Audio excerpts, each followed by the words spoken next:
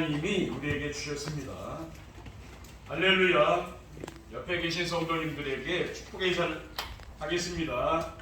237전도를 위한 영원한 응답을 누립시다. 237전도를 위한 영원한 응답을 누립시다. 오늘 본문 내용은 성경 전체의 내용을 가장 쉽게 이해할 수 있도록 예수님께서 비유로 말씀하신 것입니다. 본문에서 집을 나간 탕자를 기다리는 아버지는 하나님의 품을 떠나 고통당하는 사람들이 돌아오기를 기다리는 하나님이십니다.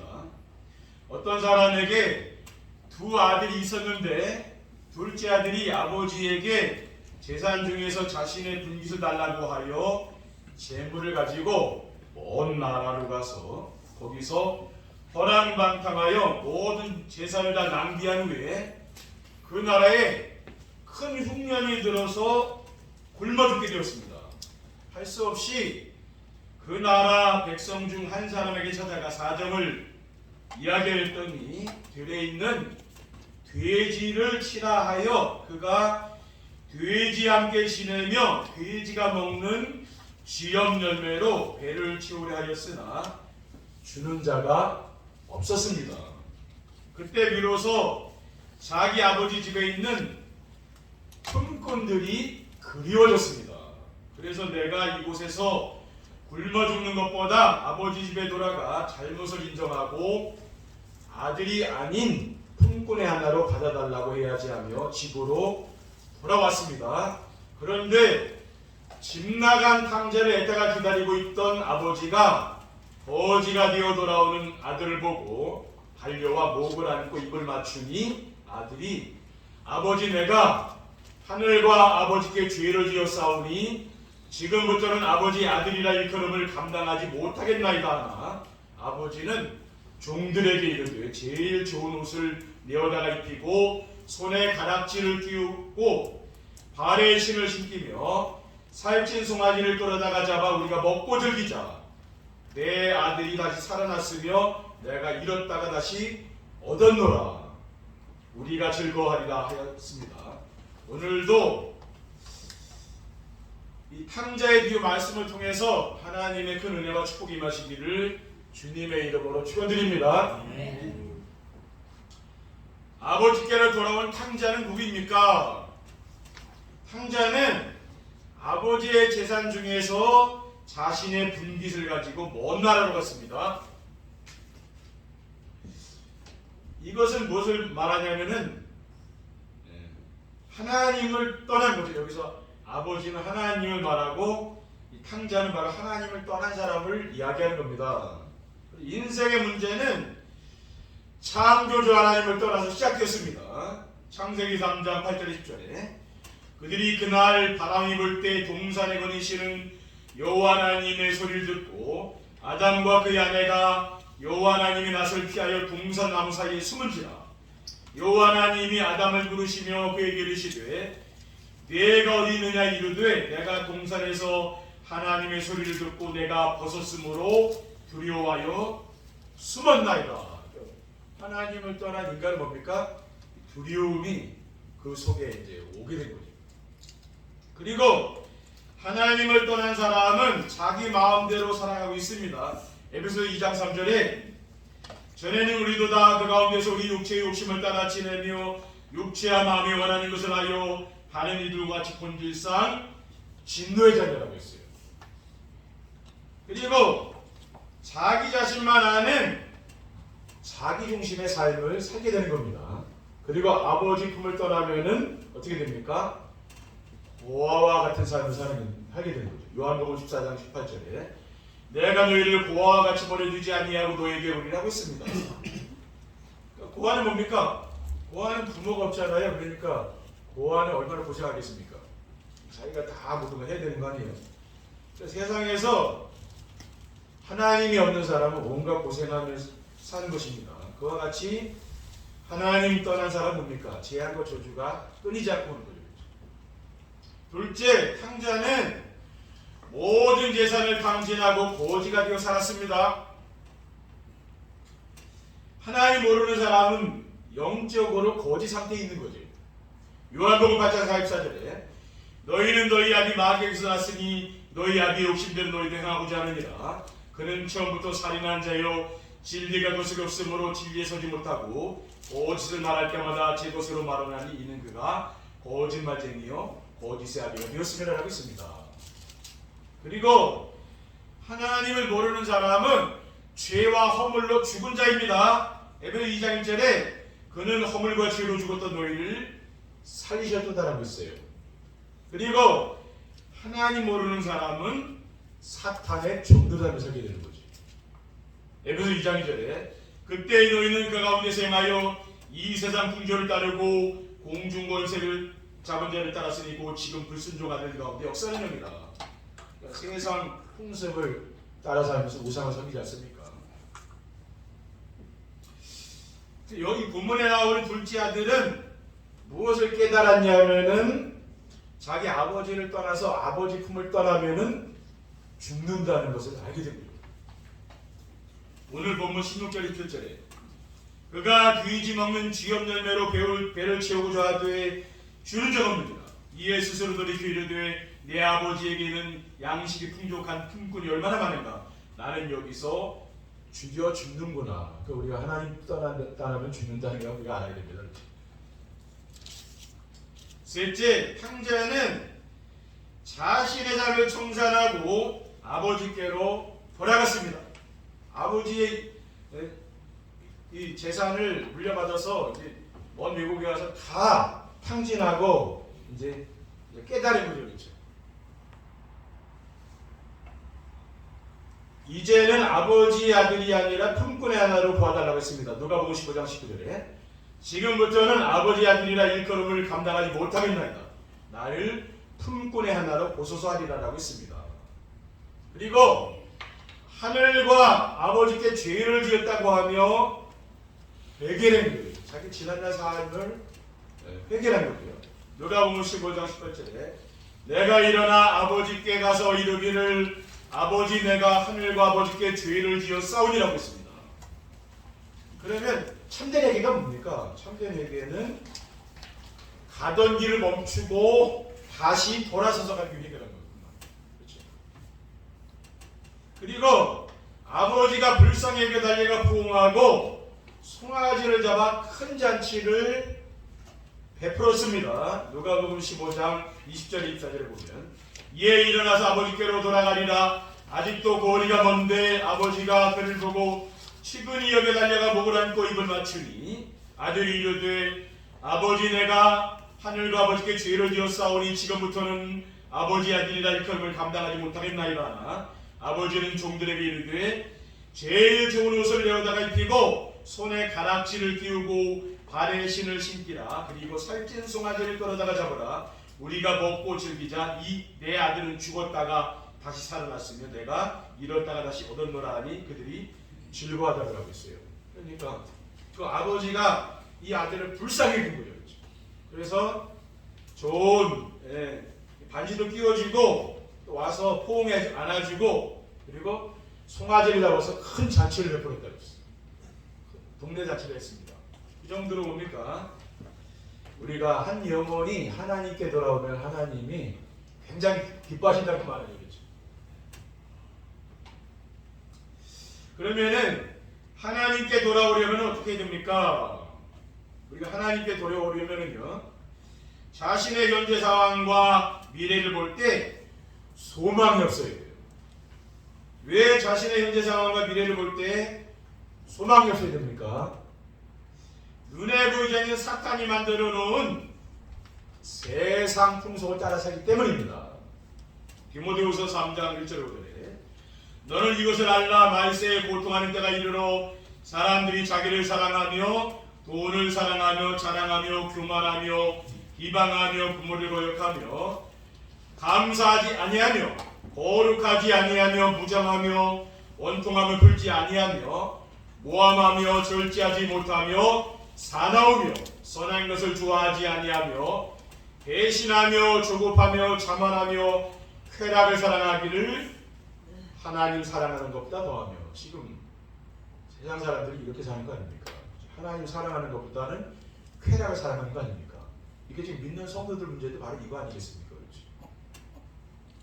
경건의 모양은 있으나 경건의 능력은 부인하니 이 같은 자들에게서 내가 보라서라고 했습니다.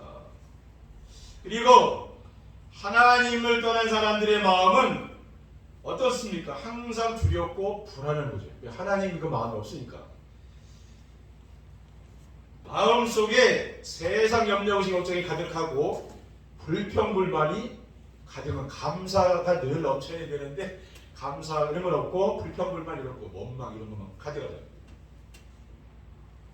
마태복음 6장 31절에 33절에 그러므로 염려하여 이르기를 무엇을 먹을까 무엇을 마실까 무엇을 입을까 하지 말라 이는 다 이방인들이 구하는 것이라 너희 하늘 아버지께서 이 모든 것이 너희에게 있어야 할 줄 아시느니라. 그러니 너희는 먼저 그의 나라와 그의 의를 구하라고 했습니다. 그리고 하나님 떠난 사람들은 이 땅에서 고난당하다가 죽으면 죽음 이후에 영원한 지옥에 들어가게 됩니다. 계시록 20장 8절에 그러나 두려워하는 자들과 믿지 아니하는 자들과 흉악한 자들과 살인자들과 음행하는 자들과 점술가들과 우상숭배자들과 거짓말하는 모든 자들은 불과 유황으로 타는 못에 던져지리니 이것이 둘째 사망이라고 했어요. 둘째, 하나님은 우리를 구원하시려고 독생자 예수 그리스도를 보내셨음을 믿어야 됩니다. 우리가 멸망당하지 않고 영원한 생명을 주시기 위해서 하나님이 예수 그리스도를 이 땅에 보내신 줄 믿습니다. 요한복음 3장 16절에 하나님이 세상을 이처럼 사랑하사 독생자를 줬으니 이는 그를 믿는 자마다 멸망하지 않고 영생을 얻게 하리라고 했어요. 또 요한복음 5장 14절에 내가 진실로 너희에게 이르노니 내 말을 듣고 또 나 보내신 이를 믿는 자는 영생을 얻었고 심판에 이르지 아니하나니 사망의 생명으로 옮겨지리라고 했습니다. 왜 그렇습니까? 왜냐하면 하나님 왜 우리에게 복음을 주셨느냐? 모든 사람은 죄인이고 세상의 의인은 한 사람도 없다고 했어요.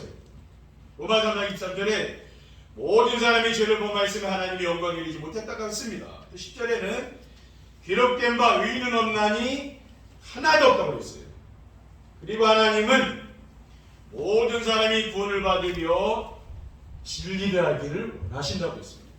디모데후서 2장 3절 4절에 이것이 우리 구주 하나님 앞에 선하고 받으실 만한 것이니 하나님은 모든 사람이 구원을 받으며 진리를 아는 데 이르기를 원하신다고 했습니다.